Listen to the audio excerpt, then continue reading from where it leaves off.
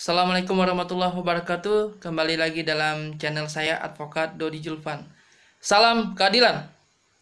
Teman-teman, hari ini kita akan membahas tentang Undang-Undang Perlindungan Anak.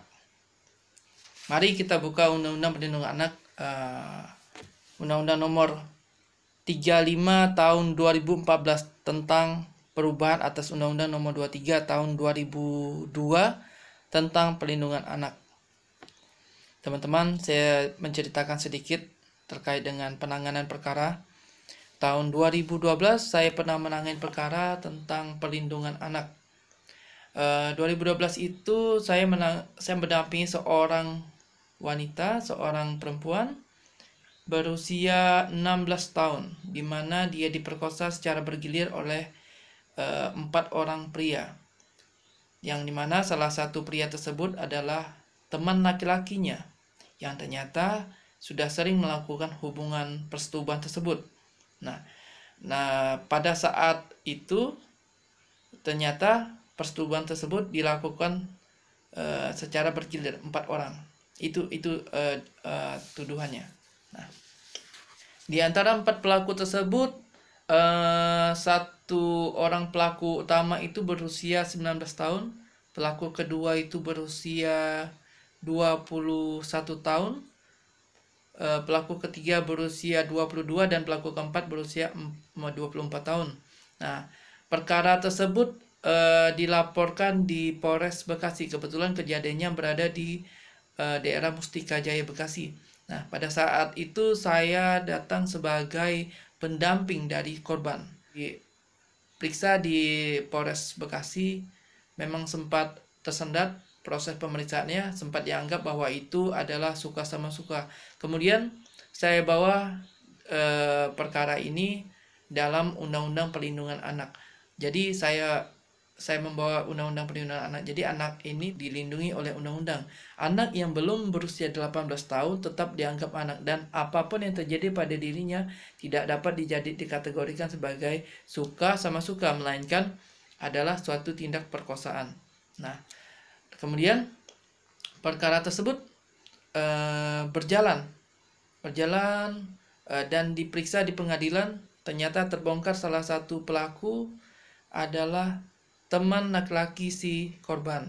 Nah, kejadiannya di mana si pelaku pertama membawa anak korban ini ke sebuah bedeng. Kemudian pelaku pergi menaiki motornya, membeli minuman dan membeli beberapa pil kita sebut narkotika ya. Nah, kemudian teman laki-laki juga memanggil 3 orang temannya dengan bahasa gue bawa perek nih, gitu bahasanya. Nah, kemudian datanglah 3 orang laki-laki ini menemui si pelaku utama. Pada saat itu pelaku utama melakukan persetubuhan dengan si anak korban ini di dalam bedeng. Setelah selesai, pelaku utama keluar, masuk pelaku kedua, di mana pelaku kedua membuka celananya, kemudian meminta si anak korban ini untuk melakukannya secara oral, tapi ditolak oleh si anak ini. Nah, pelaku ketiga melakukan pelecehan terhadap organ-organ kewanitaan si perempuan ini, dan ditolak juga oleh wanita ini. Pelaku keempat tidak melakukan, dia hanya di luar, hanya mengintip apakah ada orang atau tidak. Nah, kemudian sampai di pengadilan diperiksa dalam sidang tertutup ya, karena pelecehan seksual, asusila itu dalam sidang tertutup untuk umum. Nah, memang terbongkar ternyata laki-laki pertama adalah pacar korban.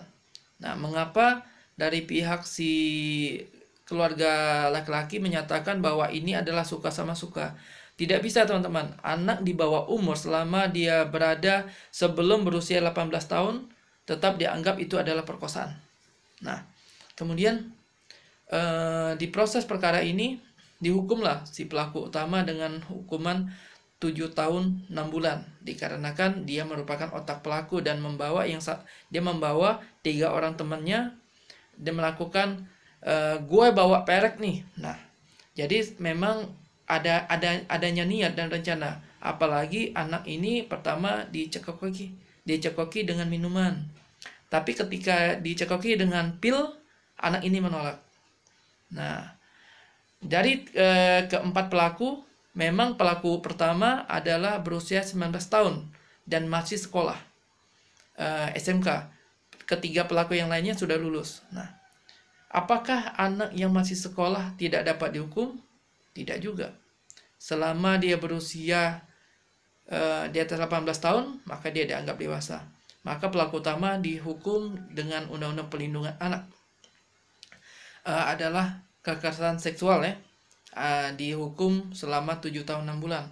Pelaku kedua, pelaku ketiga, dan keempat.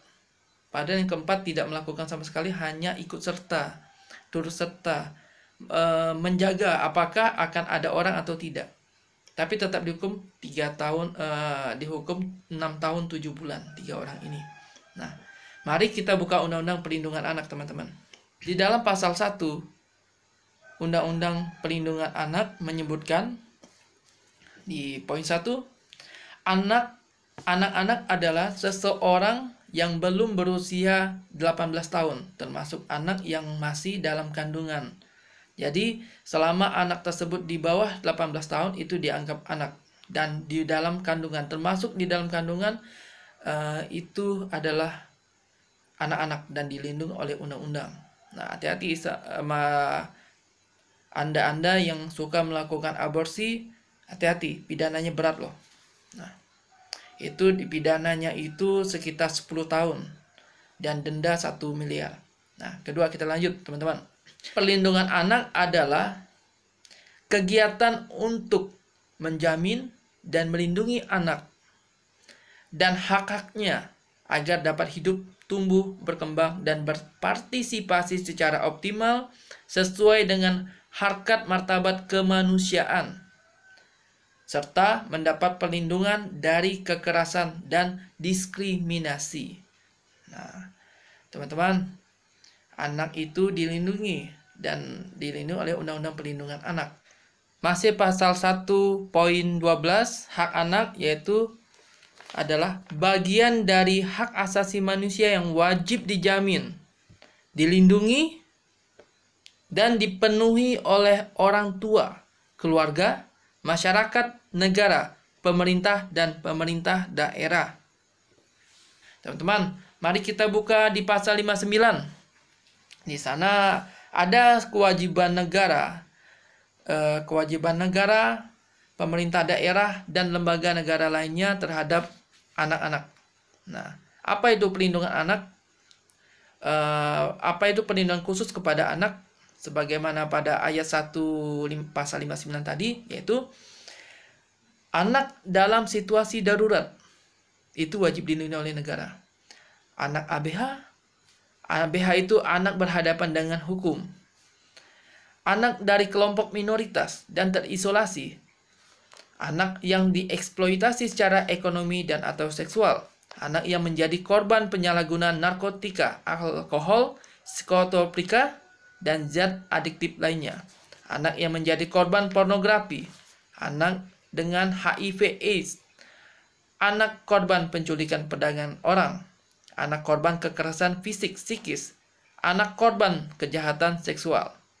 Anak korban jaringan terorisme. Anak penyandang disabilitas. Anak korban perlakuan salah atau penelantaran. Anak dengan perilaku sosial menyimpang. Anak yang menjadi korban stigmatisasi dari pelabelan terkait kondisi orang tuanya. Jadi teman-teman, dengarkan. Dari tadi dibacakan dalam pasal 59 ayat 2 itu anak korban. Artinya anak selama di bawah umur 18 tahun dianggap korban. Nah, kemudian teman-teman, yang paling sering terjadi dalam masyarakat itu adalah diskriminasi, kekerasan fisik, kekerasan seksual atau persetubuhan dengan anak, dan perdagangan anak atau trafficking. Beberapa waktu lalu saya pernah membahas tentang apa itu trafficking. Ya, teman-teman, mari kita buka undang-undang dalam pasal 76. A. Tentang perlakuan diskriminatif. Perlakuan diskriminatif terhadap anak itu dilarang ya teman-teman. Jika perlakuan tersebut memberikan kerugian kepada anak itu baik secara material maupun moral, menghambat fungsi sosialnya, maka pelaku diskriminatif itu diancam hukuman 5 tahun penjara. Nah, kemudian dan atau denda maksimal 100 juta rupiah bagi yang melanggar. Nah, selain perlakuan diskriminatif ini, yang paling sering terjadi dalam anak adalah kekerasan fisik.